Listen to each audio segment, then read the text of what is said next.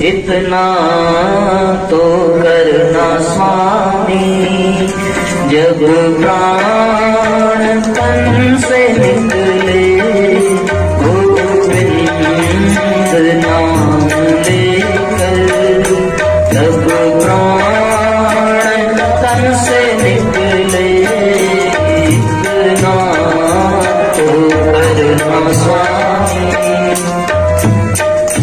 श्री गंगा जी का तट हो, यमुना का वंशीवट हो, श्री गंगा जी का तट हो, यमुना का वंशीवट हो, मेरा सावरा निकट हो, जब प्राण तन से निकले, मेरा सावरा निकट हो, जब प्राण तन से निकले।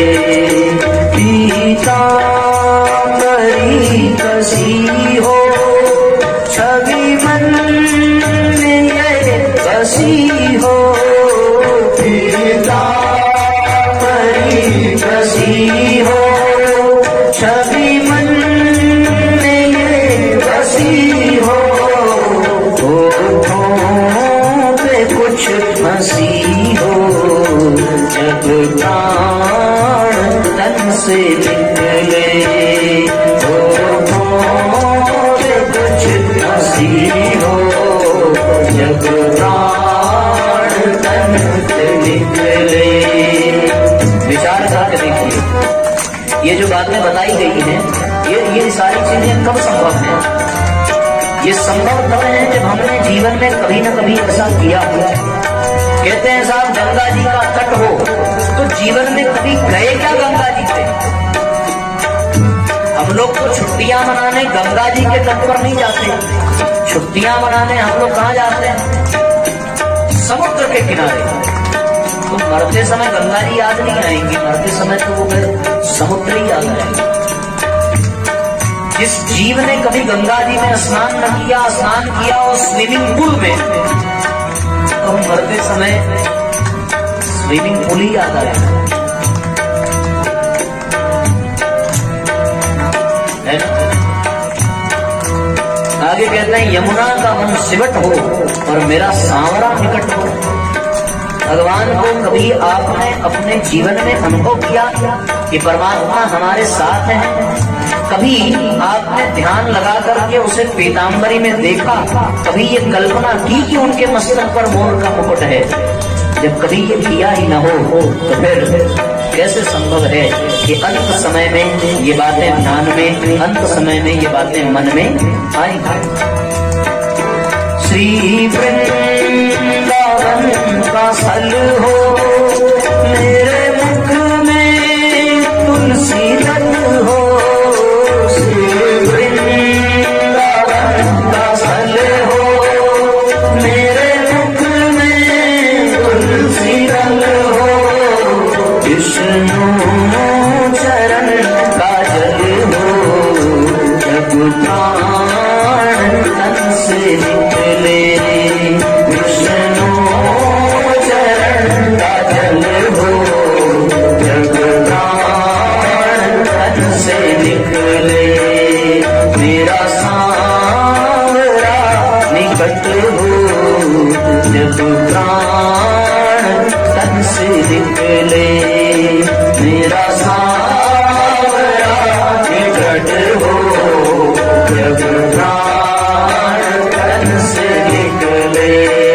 देखो, विष्णु चरण का जल अंत समय में तब याद आएगा जब कभी चरणामृत का पान किया होगा, वरना तो जीवन भर जो पीते रहे अंत में भी वही याद आने वाला है। जैसा आप पीते रहो, आजकल तो जो नहीं पीना चाहिए व्यक्ति वही पी रहा है, तो अब जीवन में जब वही पीता रहा, वही पीता रहा, वही पीता रहा, तो अंत समय में भी उसे उसी की लत रहेगी। तो ये सोचेगा एक घोट फिर से मिल जाती तो जिंदगी वापस लौट आती, जबकि मरा उसी की वजह से। उसको विष्णु चरण का जल कैसे याद आएगा? विष्णु चरण का जल कभी याद आएगा जब कभी विष्णु के स्मरण में और कभी चरणामृत का पान किया, वरना तो जब आप पीते रहे वही याद आने वाला है। आगे की पंक्तियां और भी शानदार हैं।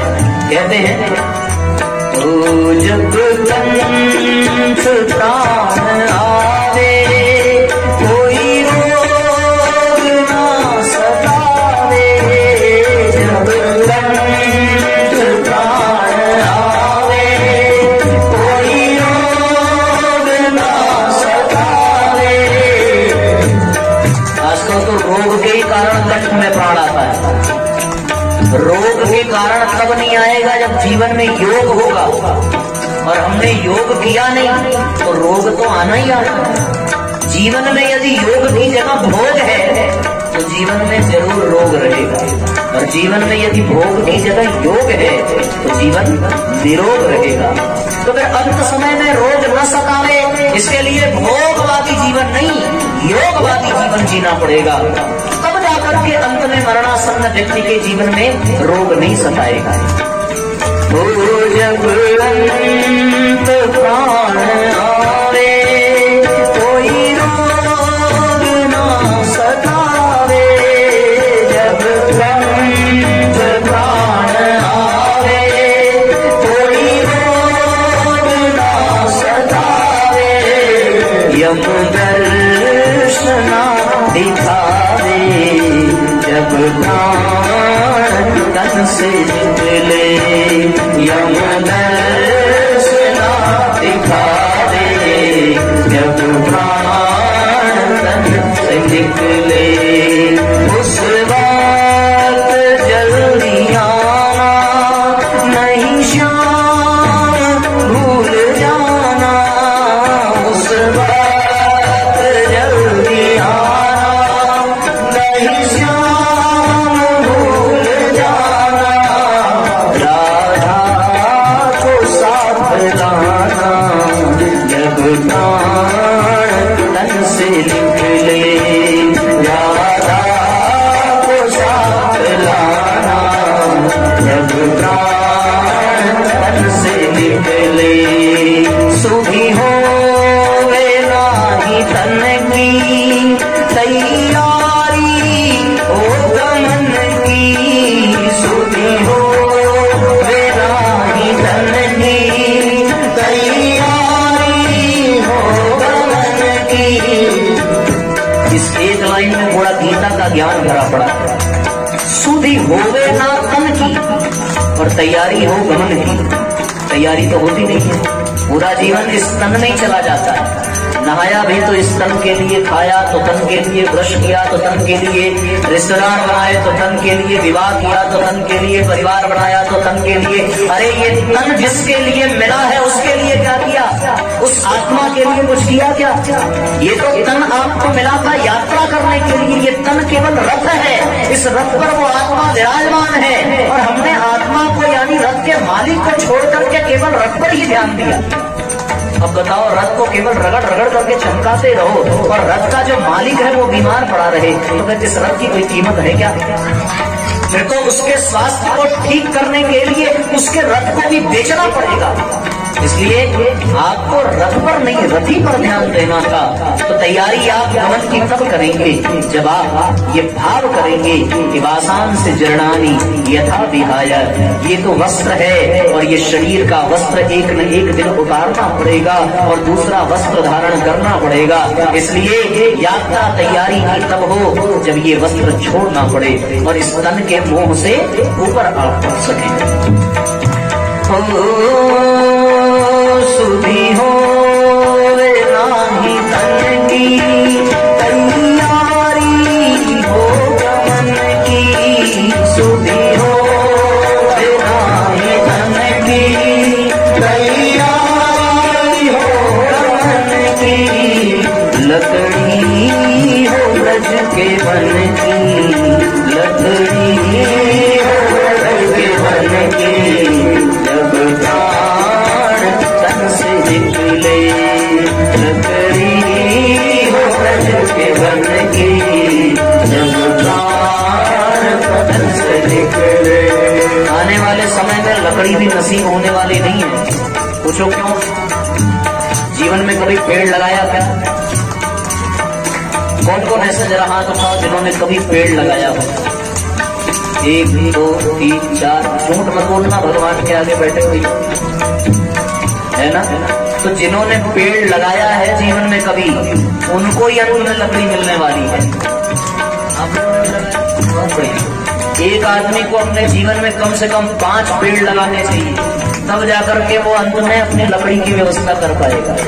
और तब ये गुनगुनाओगे तो बात बनेगी। फिर भगवान भी देखेगा कि इसने कभी पेड़ लगाया क्या, और यदि लगाया तो इसको जलाने के लिए लकड़ी मिलेगी, वरना तो साहब आपको मिटाने के लिए चील, कौवे और कुत्ते ही काफी हैं, किसी लकड़ी की आवश्यकता नहीं है। लेकिन लकड़ी अगर चाहिए तो पेड़ लगाना पड़ेगा।